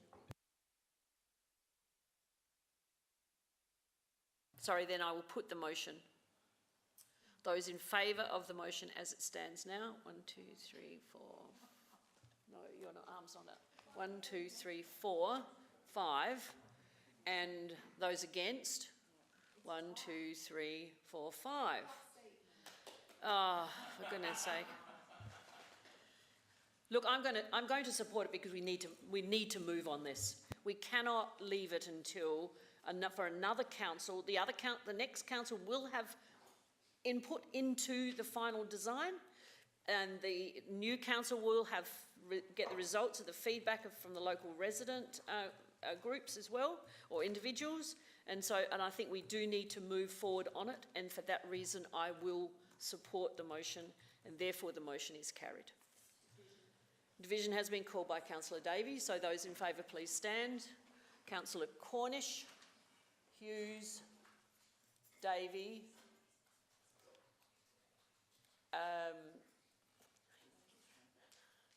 Davis, I want to getting Davey and Davis from that. Turnbull and Monceau. We got lost a number? No, that's right. 1, 2, 3, 4, 5.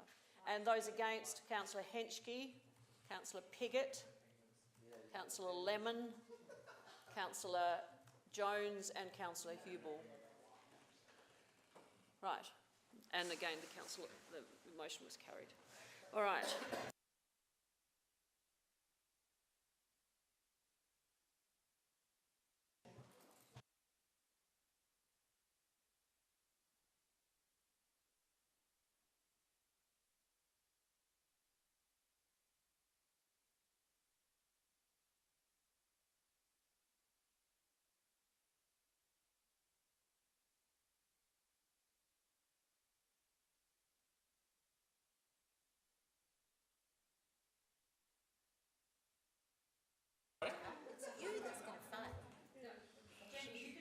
Okay, rightio, I'll start. Good day. Thank you. Thank you, Mayor. Yeah. So, Aaron. Right, I'm just hoping that this matter's a formality. It's the last step in a long process. This matter came to Council late last year. We do know that Council gave permission for the residents of 2 Moorcroft Court to extend their house and to build a garage on what has been discovered as council land. The community survey informed us that 64% of respondents were in favour of revoking the council land and selling the 108 square metres to the resident at market value. And all the residents of Moorcroft Court were in favour. In July 2022, the application to the state government was approved for the revocation of the community land status. So, consistent with our early decision, we just need to endorse this. So I hope that you will support it. Thank you. Councillor Dawes. I'll second and reserve my right. Councillor Hughes. I just like Councillor Turnbull's optimism that something would just be a formality at 10:25 and after 4 years, but I'm happy to support the motion. This has been to the chamber before. Councillor Lemon. Thank you. I thank Councillor Turnbull for this motion. I thank her for her words. I'm really glad that the lady that came and spoke to us all that time ago will keep her garden. Councillor Jones. I'm not going to support this motion. 23rd of August 2022 will go down as a day of infamy in the annals of the City of Burnside. The sale of this land, this community land, is an absolute disgrace, and it's compounded by the insulting price that we are selling it for, in the full knowledge that the property is about to be sold and the owner will pocket an enormous profit. It's absolutely outrageous that we would even countenance this sale. I can't support it. It's no wonder that the details of this deal are being kept secret, because if it was in the advertiser, people would be pretty embarrassed tomorrow morning, frankly. So I hope you'll oppose the motion. Councillor Davis. It's almost as if there's an election coming up. I think this is a logical, reasonable and respectful decision to the local landowner. It shows that we as a council respect and value our residents. This is something I believe we gave the planning approval for, and this would absolutely pass. In my view, any resident would agree with this decision here. So I'm glad that this council is, I suspect, going to pass this resolution, and I congratulate us on our reasonable and logical approach, and in a way that's so transparent with our community as well. Councillor Cornish.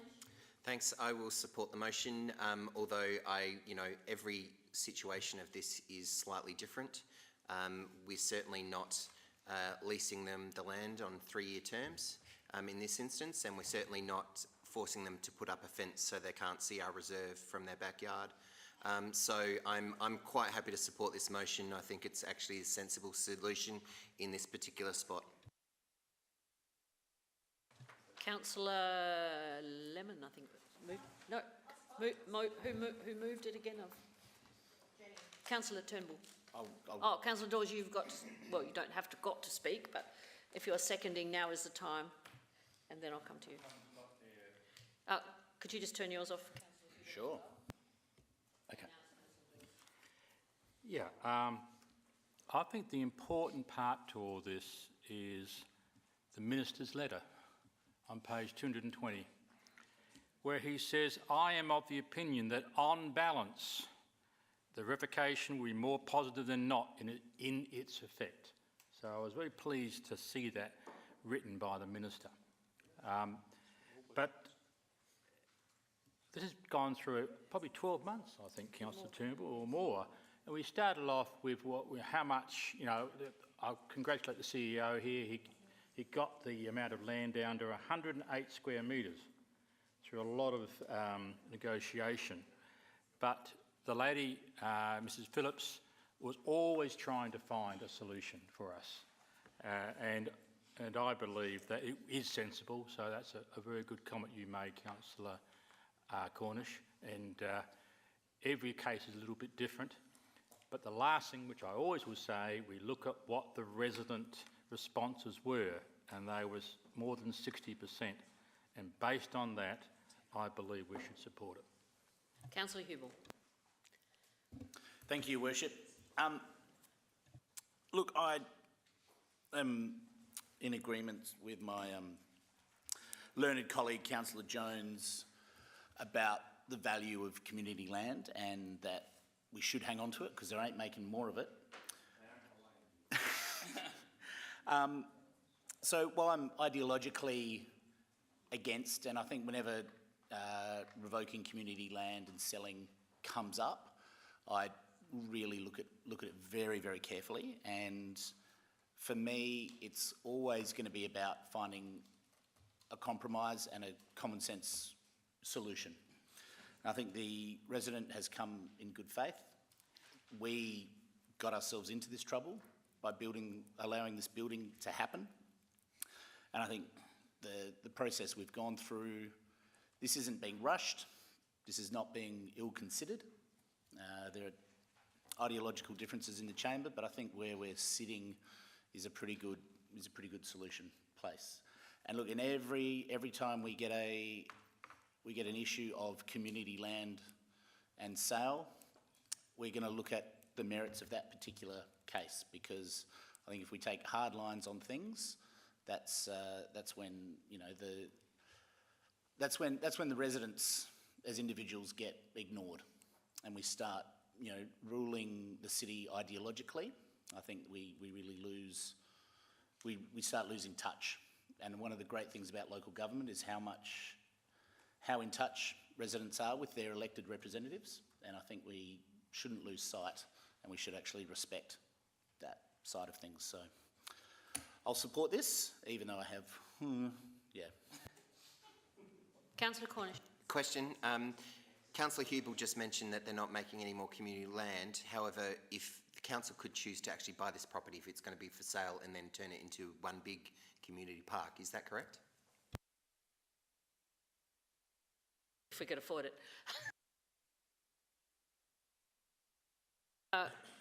I shall now go back to Councillor Turnbull. Thank you, Mayor. There's not much to say really, except that it was valued by an independent valuer. It's not just numbers out of the hat. And also, there's no indication the residents planning on selling. That's a summarisation too. So I'm really hoping you'll support this, and let's get it to bed and dusted. Was that the, no, get it to bed and done with, or whatever the saying is. Could we please? Done and dusted. Done and dusted. I'll put the motion. Those in favour? Those against? Carried. Division's been called by Councillor Jones, so please stand, all those who voted in support. So we have Councillor Cornish, Hughes, Pigott, Davis, Lemon, Turnbull, Dawes and Hubel. Those against, Councillor Jones and Councillor Henschke. And absent. We don't record that though, do we? Okay, thank you. Now, Councillor Davey actually withdrew the last motion. I don't think she's left because I guess... No. Can we move? No, I've got a couple of other things. Sorry? Can we just move the motion? If the Yes, person's move not the here? motion. Happy to move the CEO's report. Move the CEO's report. I just wanted to make a comment about the one item within the report that is worth noting, and that is the issue of the reports that that the CEO has made clear on all the subsidiaries, which I think is a really good forward move. So I just want to comment on that. Okay, I'm putting the motion. Seconded Councillor Cornish. Now I'll put the motion. Those in favour? Those against? Carried. Thank you. Before I close the meeting, I just...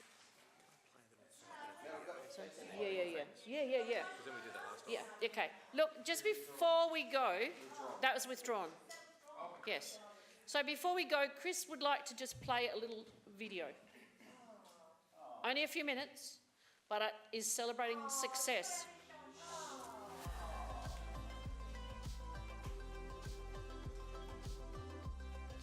Did you like the sneer on my name? It was a good one as you walked by.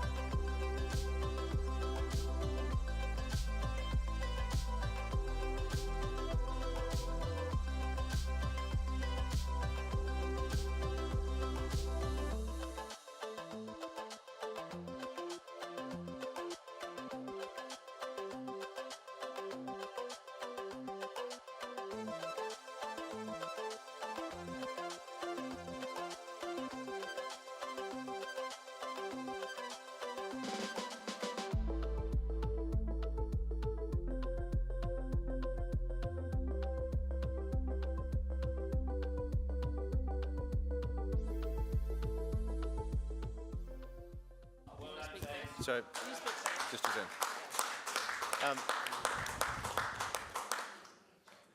No, I just want to take two seconds before I hand over to the Mayor, if I may. I just thought it was important for us to reflect for a minute. It is easy when we sit through, well, for example, some arduous nights in the chamber, that what are we achieving in concrete terms for our community? And when you look at that, you have achieved a massive amount. So, yeah, again, absolutely congratulations to you as an elected group. You have achieved amazing outcomes for your community. Thank you for doing all the work. Yeah, you've done it.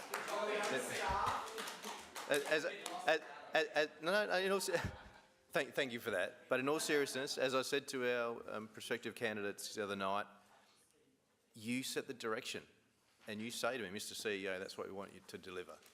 So these are your achievements. Don't lose sight of that. Thank you. And I did